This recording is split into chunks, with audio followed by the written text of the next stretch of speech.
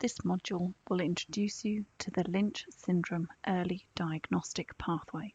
The pathway has been developed to enable clinicians within the cancer MDT to improve their local diagnostic pathway for Lynch syndrome and to improve genetic testing uptake. This module will help you understand your patient's genetic results and their clinical management thereafter. The module will last for approximately 10 minutes. If you would like to offer genetic testing to your patients, please skip this module and continue with Module 5. This module will introduce you to the genetic counselling process for patients with Lynch syndrome and how to manage these patients and their family members.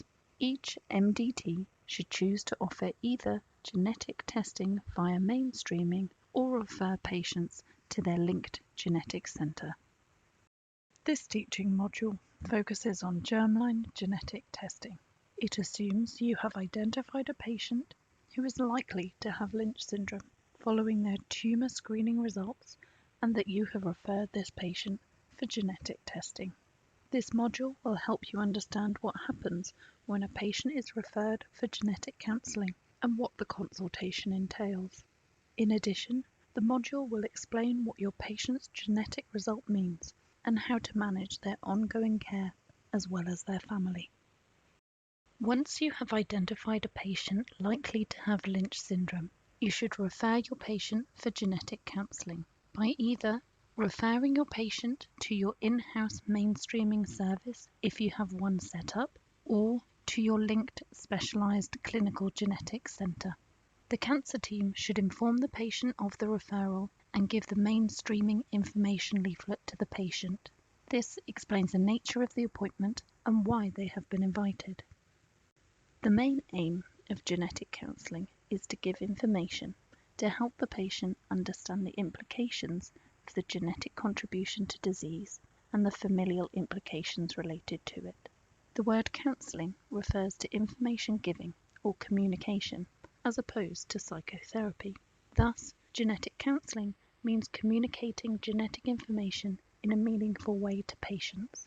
The counselling process could be quite emotive for the patient due to the family implications and may take place during one of the most emotional moments in their life, for example, near the time of diagnosis. During the consultation, it will be made clear to the patient that genetic testing is optional and the patient does not have to consent to genetic testing. If you have an in-house mainstreaming clinic, you should also consider a referral to clinical genetics if the case is complex, or if the patient would like further information about genetic testing that cannot be offered by the in-house clinic. During the genetic counselling discussion, the 3 possible outcomes of the test will be explained to the patient. 1. A pathogenic variant is identified in a Lynch syndrome gene.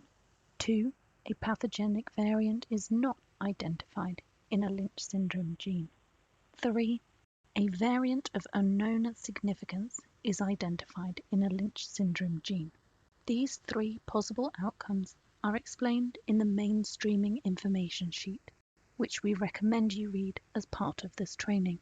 These 3 possible outcomes explain the implications the test may have for the patient and for their family members. If the patient has received genetic counselling in-house, it is also important to be aware the patient will also be referred to your linked genetic service for further management after their results. If the patient has received genetic counselling in-house, the result will be discussed in the MDM, and the in-house mainstreaming healthcare professional will refer the patient to your linked genetics centre. Ideally, this should take place during the MDM or with the results letter, so the genetics centre receive a copy of the results, the family pedigree, and the recommendations the patient was given. If your patient receives a positive result, this means a pathogenic variant in a Lynch syndrome gene has been found. This confirms a diagnosis of Lynch syndrome and explains why their cancer developed. The patient should be given advice regarding recommended surveillance and the possibility of personalised therapies. Their first-degree relatives, i.e. parents, siblings and children will be eligible for predictive genetic testing if they would like to find out if they have also inherited Lynch syndrome.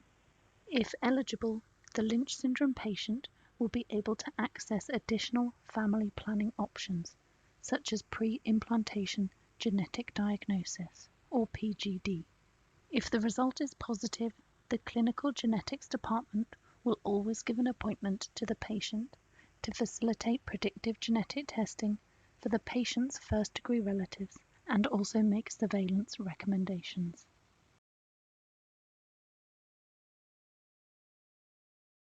If your patient receives a negative result, this means a pathogenic variant in a Lynch syndrome gene has not been found.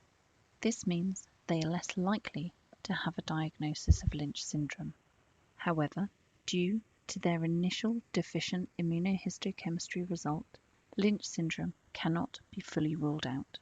A variant may not have been identified due to our limited knowledge of genetics or the limitations of the test. In this case, your patient and their family will be managed within a Lynch-like syndrome category for now. The patient should be given advice about recommended surveillance for Lynch-like syndrome and the management of at-risk relatives. The clinical genetics department will only give an appointment if appropriate.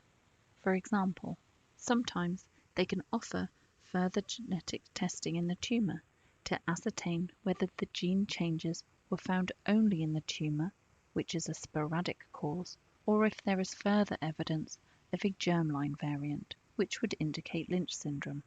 In either case, the clinical genetic team will keep the case under review.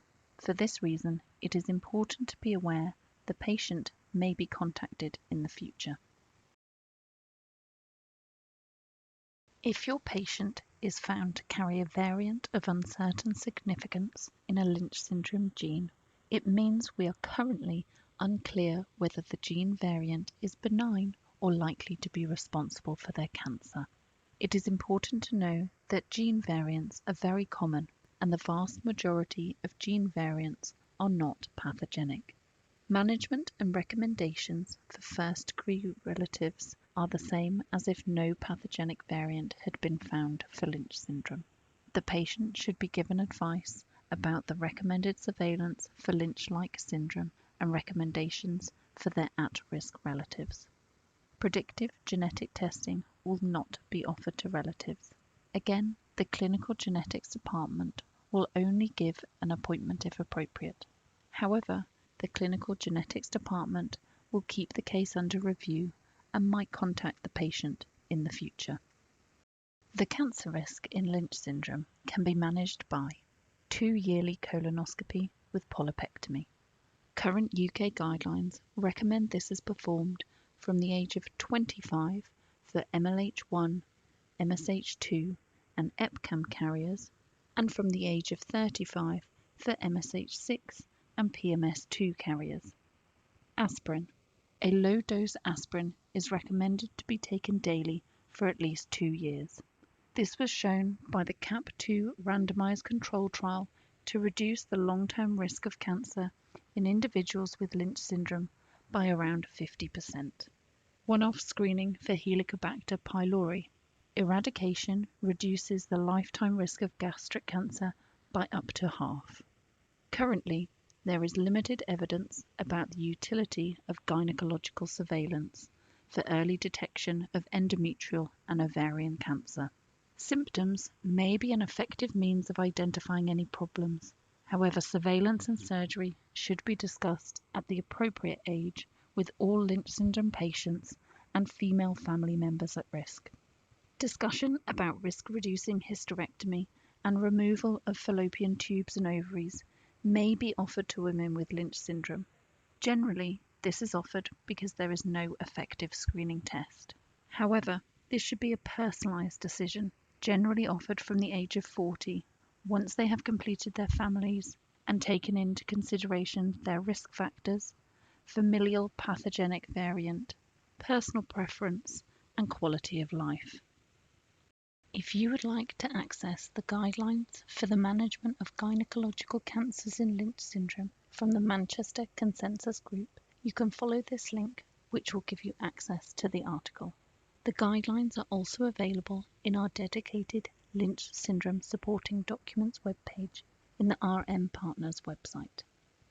If you would like to access the guidelines for the management of Lynch syndrome from the British Society of Gastroenterology and the Association of Coloproctology of Great Britain and Ireland, you can follow this link, which will give you access to the article. The guidelines are also available in our dedicated Lynch syndrome supporting documents webpage in the RM Partners website. Recommendations for relatives. We recommend that you encourage patients to speak to their relatives about their diagnosis, as your patient's first-degree relatives, i.e. parents, siblings and children, have a 50% chance of also inheriting Lynch syndrome. Unaffected relatives of Lynch syndrome patients can be referred to their local genetic service if they want to discuss predictive genetic testing from the age of 18. Predictive genetic testing should only be performed by specialised genetic centres. You have now reached the end of the teaching module and online training. Please visit and read the supporting documents available in the dedicated RM Partners webpage. Please contact Laura Monge Garcia if further support is required and to inform her you have completed the training to obtain your certificate.